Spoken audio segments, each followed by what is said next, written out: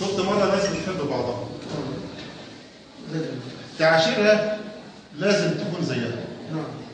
شفت ناس بتحب بعضها، تعاشرها لازم تكون زيها. الحب يملاك وتخطب ودها، ويتحكم عليك ما تبعد عنها. تسعد كل ما تذكر اسمها، وتزيد وتعيد في وصفها. كل وصف جميل هو نعت لها، وتتشرف انك جزء منها.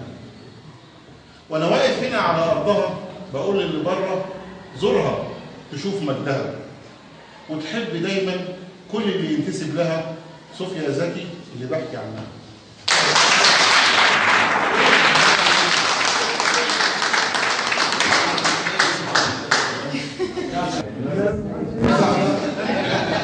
خلاص. في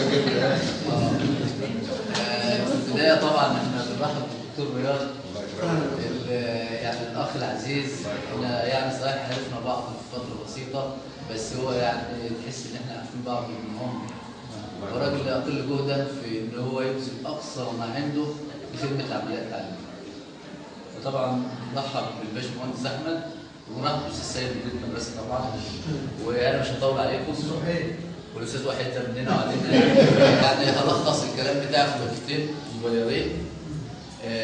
موضوع الوحده مش وليد النهارده، ده هو من فتره طويله وكان بياخد بايدي، والدكتوره هناء عارفه، ولحد ما كان يعني النهارده شاف النور وبقى على ارض الواقع وبقى رسمي. وطبعا احنا بنرحب بيه.